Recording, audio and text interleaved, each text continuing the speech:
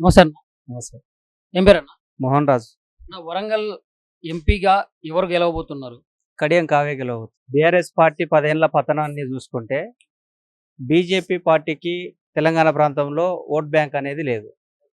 అరు రమేష్ను వేల కోట్లు ఉన్నాయని దింపి అరు రమేష్ గెలుస్తారనేటువంటి ప్రగల్భాల్లో బీజేపీ ఉంది తప్ప అరు రమేష్ ఒక తెలంగాణ మూమెంట్ నుంచి వచ్చింది కాబట్టి తెలంగాణ ప్రజలు 2 సార్లు ఎమ్మెల్యేగా స్వీకరించారు. ఈసారి ప్రజలు మొత్తంగా బీఆర్ఎస్ మీద ఉన్నటువంటి వ్యతిరేకతలో భాగంగా బీఆర్ఎస్ పార్టీ ఓడిపోయింది.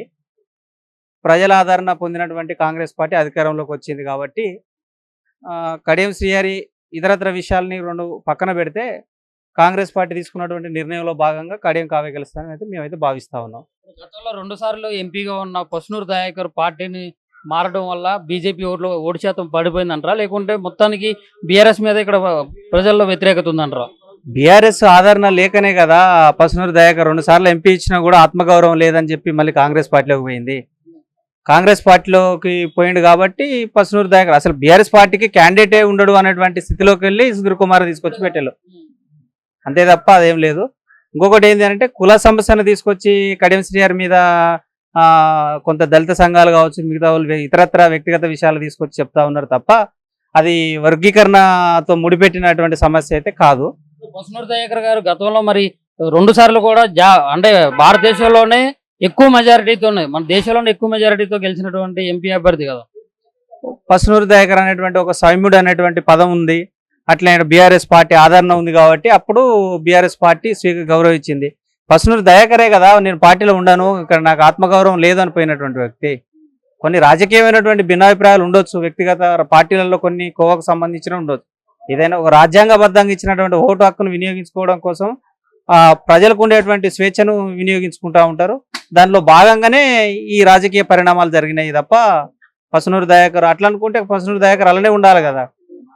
ఇక్కడ ఖచ్చితంగా ఇక్కడ వరంగల్లో చాలా మంది ప్రజలు ఏమంటున్నారంటే వేరు వేరు డిస్టిక్లో కూడా మేము సర్వే చేయించినటువంటి పరిస్థితుల్లో అయితే ఖచ్చితంగా బీఆర్ఎస్ అభ్యర్థి మాలపల్లి మన సుధీర్ కుమార్ అయితే గెలవబోతుండే ఇక్కడ అని చెప్పేసి అంటున్నారు కదా.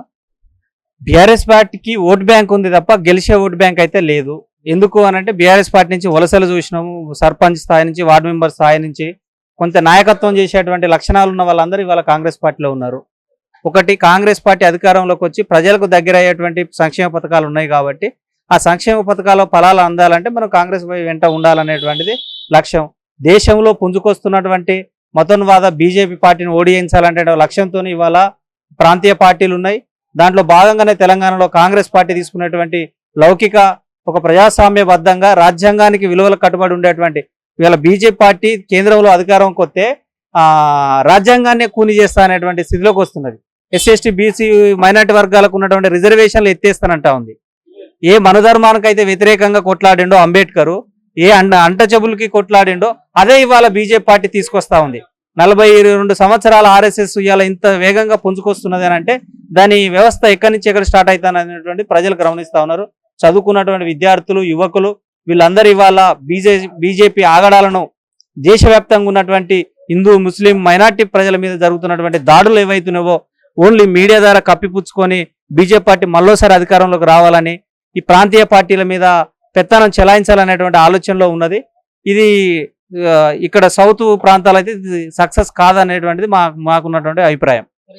ఇప్పుడు ఇక్కడ ప్రజలు ఏమంటున్నారంటే ముఖ్యంగా వరంగల్లో ఆరూరు రమేష్ని చూసైనా ఓట్లేస్తారు, లేకుంటే ఇక్కడ బీజేపీ నరేంద్ర మోడీ గారు చేసినటువంటి అభివృద్ధి పనులు ఈ 10 సంవత్సరాల్లో నరేంద్ర మోడీ గారు చేసినటువంటి అభివృద్ధి పనులు చూసినా కానీ ఖచ్చితంగా ఇక్కడ బీజేపీ అభ్యర్థికి ఓట్లేసే అవకాశం ఉంది. అండ్ ఇంకో విషయం ఏంటంటే కొన్ని చోట్ల ఇట్లా బీఆర్ఎస్ ఓట్లు కూడా బీజేపీ పడే అవకాశాలు ఉన్నాయని అంటారు. ఇది ఎంతవరకు వాస్తవం వరంగల్లో? బీఆర్ఎస్కు బీజేపీకి బీఆర్ఎస్ బీ టీమ్ అనేటువంటి ప్రచారం మన అసెంబ్లీ ఎన్నికలలో చూసినాం. రెండోటి నరేంద్ర మోడీ విద్యా ఉపాధి అవకాశాలలో తెలంగాణ ప్రాంతానికి శూన్యము. యూనివర్సిటీలలో తీసుకుంటే యూనివర్సిటీ గ్రాంట్స్కి ఇచ్చినటువంటి ఏది లేదు, యూజీస్కి సంబంధించినటువంటి నిధులు లేవు. దాంట్లో భాగంగా research fellowship, Rajiv Gandhi fellowship ఇచ్చి పిహెచ్డి స్కాలర్స్కు నెలకు 40,000 35,000 ఎస్సీ ఎస్టీ విద్యార్థులకు వచ్చేది. ఆ ఫెలోషిప్లే బంద్ పెట్టిండు. ఇవాళ నీరవ్ మోడీ, అంబానీ, ఆదానులకు ఇవాళ దేశ సంపదను దోడిపెట్టడానికి పనిచేస్తున్నది తప్ప నిజంగా అశేష పీడిత ప్రజలైనటువంటి కార్మిక వర్గానికి బీజేపీ పార్టీ పనిచేయదు. ఎందుకంటే దాని మనధర్మము ఒక బ్రాహ్మణికల్ కల్చర్ ముందరకు తీసుకొచ్చి రాజ్యాన్ని ఏలడానికి ప్రయత్నం చేస్తున్నారు తప్ప రాజ్యాంగబద్ధంగా రాజ్యం ఏలడానికి ఇవాళ బీజేపీ పార్టీ లేదు. కాబట్టి తెలంగాణ లాంటి ప్రాంతాలలో ఇది చాలా చైతన్యవంతమైనటువంటి ప్రాంతము. ఇక్కడ కొంత బాగా ఎమోషనల్ గా కమ్యూనిస్ట్ ఉద్యమాన్ని పురుడు పోసుకున్నటువంటి ప్రాంతం కాబట్టి మేమైతే బీజేపీ పార్టీ అట్లాంటి యువత యూనివర్సిటీలో ఉన్నటువంటి విద్యార్థులు కావచ్చు, చదువుకున్న చిన్న చిన్న ప్రాంతాలలో ఉన్నటువంటి విద్యార్థులు కూడా ఎడ్యుకేట్ అయి ఉన్నారు. బీజేపీ పార్టీతో ప్రత్యక్షంగా ప్రజలకు సంబంధాలు లేవు.